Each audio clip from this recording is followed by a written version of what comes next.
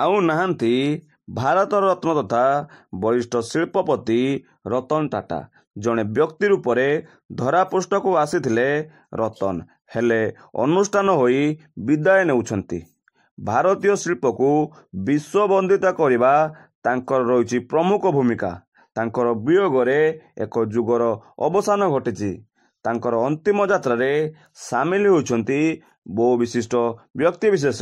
ରାଷ୍ଟ୍ରୀୟ ମର୍ଯ୍ୟାଦା ସହ ରତନ ଟାଟାଙ୍କର ଶେଷକୃତ୍ୟ ସମ୍ପନ୍ନ ହୋଇଛି। ପରବର୍ତ୍ତୀ ଖବର ହେଉଛି ଅଲବିଦା ରତନ ଟାଟା। ପଞ୍ଚଭୂତରେ ବିଲୀନ ହେଲେ ରତନ ଟାଟାଙ୍କ ପାର୍ଥିବ ଶରୀର। ସ୍ତବ୍ଧ ହେଲା ପୁରା ଭାରତ। ବିଜେଡିକୁ ପୁଣି ଲାଗିଲା ଶକ୍ତ ଝଟକା। ଦଳ ଛାଡ଼ିଲେ ପ୍ରକାଶ ବେହେରା। ଏନେଇ ସୁପ୍ରିମୋ ନିକଟକୁ ଇସ୍ତଫାପତ୍ର ପଠାଇଛନ୍ତି ବିଜେଡି ସହ 6 ମାସର ସମ୍ପର୍କ ଛିନ୍ନ କରିଛନ୍ତି ପ୍ରକାଶ ବେହେରା। ପରବର୍ତ୍ତୀ ଖବର ହେଉଛି ବିଜେଡି ଭିତରେ କୁହୁଳୁଛି ଅସନ୍ତୋଷର ନିଆଁ। ବଡ଼ଚଣାରୁ କଟକ ଯାଏ ଜଳ ଜଳ ଦିଶୁଛି ବିଜେଡିର ଫାଟ। କେଉଁଠି ନେତା ଖୋଲାଖୋଲି ଜଣେ ଜଣଙ୍କୁ ବିରୋଧ କରୁଥିବା ବେଳେ ଅନେକଙ୍କର ଦେଖା ନାହିଁ। ଅକ୍ଟୋବର 2ରୁ ବିଜେଡିର ନିଜ ଦଳର ନେତାଙ୍କ ଉପରୁ ଲଗାମ ହୁଗୁଳିଲାଣି। କ୍ଷମତାରେ ଥିବାବେଳେ ଦଳ ବିରୋଧରେ ଯେଉଁମାନେ ମୁହଁ ଖୋଲୁନଥିଲେ, ଆଜି ସେମାନେ ସଭାରେ ଖୋଲାଖୋଲି କହିଲେଣି ବୋଲି ତଥ୍ୟ ରହୁଛି। ପରବର୍ତ୍ତୀ ଖବର ହେଉଛି ଯାଜପୁର ଜିଲ୍ଲା ସ୍ତରୀୟ ଦଳର ସଦସ୍ୟତା ସଂଗ୍ରହ ଅଭିଯାନକୁ ନେଇ ବିଜେପି ବିଜେଡି ମୁହାଁମୁହିଁ। କିଛି ଦିନ ତଳେ ବଡ଼ଚଣାରେ ସିଏମ୍ ମୋହନ ମାଝୀ ବିଜେପି ସଦସ୍ୟତା ଅଭିଯାନରେ ବିଜେଡି ସରକାର ଏବଂ ଯାଜପୁରର 3 ପରିବାରକୁ ସମାଲୋଚନା କରିଥିଲେ। କିନ୍ତୁ ଏହାର ଜବାବ ରଖିଛି ବିଜେଡି। ବିଜେଡିର ପୂର୍ବତନ ବିଧାୟକ ପ୍ରଣବ ପ୍ରକାଶ ଦାସ ଏହାର ଜବାବ ରଖିଛନ୍ତି। ଯାଜପୁର ବିଜେଡି ବିବାଦରେ ଥିଲା, ଏବେ ତାହା ଆଉ ନାହିଁ ବୋଲି କହିଛନ୍ତି ପ୍ରଣବ ପ୍ରକାଶ ଦାସ। ପରବର୍ତ୍ତୀ ଖବର ହେଉଛି ଜାତୀୟ ରାଜନୀତିରେ ବଡ଼ ହଲଚଲ। ରାହୁଲଙ୍କ ସମର୍ଥନ କଲେ ଏନଡିଏର ସମର୍ଥିତ ଚନ୍ଦ୍ରବାବୁ ନାଇଡୁ। ବିଜେପି ଜନଗଣନାକୁ ଜାତି ଆଧାରରେ କରିବାକୁ ଚାହୁଁନଥିବା ବେଳେ କଂଗ୍ରେସ ଏହାକୁ ଜାତି ଆଧାରରେ କରିବାକୁ କହିଆସୁଛି। କିନ୍ତୁ ଏହାର ଭିତରେ ଆନ୍ଧ୍ରପ୍ରଦେଶର ମୁଖ୍ୟମନ୍ତ୍ରୀ ଚନ୍ଦ୍ରବାବୁ ନାଇଡୁ କଂଗ୍ରେସର ସମର୍ଥନ ଜଣାଇଛନ୍ତି। ପରବର୍ତ୍ତୀ ଖବର ହେଉଛି ନୂଆ ରାସନ କାର୍ଡକୁ ନେଇ ବଡ଼ ଖବର।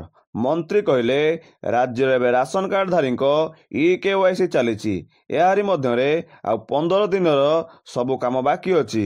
15 ଦିନ ମଧ୍ୟରେ EKYC ସରିବା ମାତ୍ରେ ନୂଆ ରାସନ କାର୍ଡ ବଣ୍ଟାଯିବା ନେଇ କହିଛନ୍ତି ଯୋଗାଣ ମନ୍ତ୍ରୀ କୃଷ୍ଣଚନ୍ଦ୍ର ପାତ୍ର।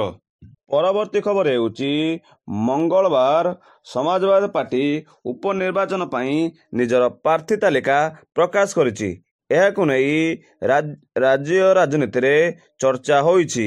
କଂଗ୍ରେସ କହିଛି ଏପର୍ଯ୍ୟନ୍ତ ଗଠବନ୍ଧନ ମଧ୍ୟରେ କୌଣସି ଆସନ ଭାଗବଣ୍ଟା ହୋଇନାହିଁ। କଂଗ୍ରେସର ଏହି ବୟାନରେ ରାଜନୀତିକୁ ବଡ଼ ରଙ୍ଗ ଦେଇଛି। ତେବେ ଗତ 24 ଘଣ୍ଟା ଧରି ଲାଗି ରହିଥିବା ସସ୍ପେନ୍ସକୁ ଦୂର କରିଛନ୍ତି ସମାଜବାଦୀ ପାର୍ଟିର ମୁଖ୍ୟ ଅଖିଳେଶ ଯାଦବ। ମୁହଁ ଖୋଲି କହିଛନ୍ତି କଂଗ୍ରେସ ସହ ମେଣ୍ଟ ରହିବ ବୋଲି କହିଛନ୍ତି ଅଖିଳେଶ। ପରବର୍ତ୍ତୀ ଖବର ହେଉଛି ଦୁର୍ଗା ପୂଜାରେ ବୁଲିବେ ଶକ୍ତି ବାହିନୀ। ମହିଳାଙ୍କ ସୁରକ୍ଷା ପାଇଁ 40 ଜଣିଆ ସ୍ୱତନ୍ତ୍ର ଟିମ୍ ଗଠନ କରିଛି ଓଡ଼ିଶା ପୋଲିସ। ଦୁର୍ଗା ପୂଜାରେ ମହିଳାମାନଙ୍କୁ ସୁରକ୍ଷା ଯୋଗାଇ ଦେବା ପାଇଁ ଶକ୍ତି ବାହିନୀ ଗଠନ କରାଯାଇଥିବା ତଥ୍ୟ ରହୁଛି। ପରବର୍ତ୍ତୀ ଖବର ହେଉଛି ରାଜଧାନୀରେ ରାଜୀବ ଆବାସ ଯୋଜନାରେ ସରକାରଙ୍କଠାରୁ ମାଗଣାରେ ଘର ପାଇ ଭଡ଼ାରେ ଦେଉଛନ୍ତି।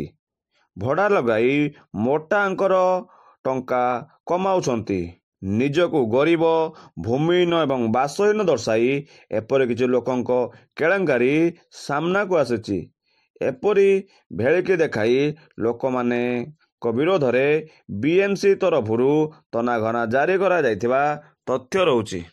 ପରବର୍ତ୍ତୀ ଖବର ହେଉଛି ରାଜ୍ୟ ସରକାର ଆଦିବାସୀ ଛାତ୍ରଛାତ୍ରୀଙ୍କୁ ଆର୍ଥିକ ପ୍ରୋତ୍ସାହନ ରାଶି ପ୍ରଦାନ କରିବେ। ପ୍ରତ୍ୟେକ ଯୋଗ୍ୟ ବିଦ୍ୟାର୍ଥୀଙ୍କୁ 5,000 ଟଙ୍କା ମିଳିବ। ଚଳିତ 2024-2025 ଆର୍ଥିକ ବର୍ଷରୁ ଲାଗୁ ହେବ। ଶହୀଦ ମେଧା ସିଂ ହାତ ଖର୍ଚ୍ଚ ପ୍ରୋତ୍ସାହନ ରାଶି ଦିଆଯାଇଥିବା ଚିଠିରେ ଉଲ୍ଲେଖ ହୋଇଛି। ଏହି ଯୋଜନା ପାଇବା ପାଇଁ ଯୋଗ୍ୟ ଛାତ୍ରଛାତ୍ରୀଙ୍କୁ ଅନୁସୂଚିତ ଜାତି ବର୍ଗର ହେବା ଆବଶ୍ୟକ। ନବମ ଏବଂ ଏକାଦଶ ଶ୍ରେଣୀର ଛାତ୍ରଛାତ୍ରୀ ଆବଶ୍ୟକ କାଗଜପତ୍ର ସହ ଏହି ସୁବିଧାର ଲାଭ ଉଠାଇ ପାରିବେ ବୋଲି ତଥ୍ୟ ରହୁଛି। ପରବର୍ତ୍ତୀ ଖବର ହେଉଛି ବିଜେଡି ଆପଣଙ୍କ ପ୍ରତି ଅନ୍ୟାୟ କରିଛି କି ପ୍ରଶ୍ନର ଉତ୍ତର ରଖିଛନ୍ତି ବିଜେଡିର ପୂର୍ବତନ ବିଧାୟକ ଅମର ଶତପଥୀ। ବିଜେଡିର ସବୁକିଛି ଠିକ୍ ନାହିଁ ବୋଲି ଅମର ଶତପଥୀ କହିଛନ୍ତି। ଯାଜପୁରରେ ସଭ୍ୟ ସଂଗ୍ରହ କାର୍ଯ୍ୟକ୍ରମରେ ଯୋଗ ନ ଦେଇଥିବାର ଦେଖିବାକୁ ମିଳୁଛି ଅମର ଶତପଥୀଙ୍କୁ। ଏହାର ପ୍ରଶ୍ନ ପଚାରିବାରୁ ଅମର ଶତପଥୀ କହିଛନ୍ତି, ଏସବୁ କାହିଁକି ମୋତେ ପଚାରୁଛ? ଦଳର ଯେଉଁମାନେ କର୍ମକର୍ତ୍ତା ସେମାନଙ୍କୁ ଏ ବିଷୟରେ ପଚାର ବୋଲି ଅମର ଶତପଥୀ କହିଛନ୍ତି। ପରବର୍ତ୍ତୀ ଖବର ହେଉଛି ଗଞ୍ଜାମ ଜିଲ୍ଲା ପୁରୁଷୋତ୍ତମପୁର ଅଞ୍ଚଳରେ ପୁଣି ସକ୍ରିୟ ହେଉଛନ୍ତି ବାଲି ମାଫିଆ। ବିନା ଦ୍ୱିଧାରେ ଚୋରା ଚାଲାଣ କରୁଛନ୍ତି ଋଷିକୁଲ୍ୟା ବାଲି ବୋଲି ତଥ୍ୟ ରହୁଛି। ପରବର୍ତ୍ତୀ ଖବର ହେଉଛି ଓଏସ୍ଏସ୍ସି ପକ୍ଷରୁ 2024 ସରକାରୀ ମାଧ୍ୟମିକ ବିଦ୍ୟାଳୟ ପାଇଁ ଲିଭ୍ ଟ୍ରେନିଂ ରିଜର୍ଭ ଶିକ୍ଷକ ନିଯୁକ୍ତି ନେଇ ବିଜ୍ଞପ୍ତି ପ୍ରକାଶ ପାଇଛି। ମୋଟ 6025 ପଦବୀ ପୂରଣ କରାଯିବା ନେଇ ଲକ୍ଷ୍ୟ ରଖାଯାଇଛି। ବିଜ୍ଞପ୍ତିରେ ଆହୁରି ମଧ୍ୟ ସୂଚନା ଦିଆଯାଇଛି, ମହିଳା ଆବେଦନକାରୀଙ୍କ ପାଇଁ 1/3ରୁ ଅଧିକ ପଦବୀ ଖାଲି ରଖାଯିବ। ପ୍ରାର୍ଥୀମାନେ ଓଏସ୍ଏସ୍ସିର ଅଫିସିଆଲ ୱେବସାଇଟକୁ ଯାଇ ଏଥିରେ ଆବେଦନ କରିପାରିବେ। ୱେବସାଇଟଟି ହେଉଛି ossc.gov.in। ଏହି ୱେବସାଇଟରେ ଆବେଦନକାରୀମାନେ ଆବେଦନ କରିପାରିବେ।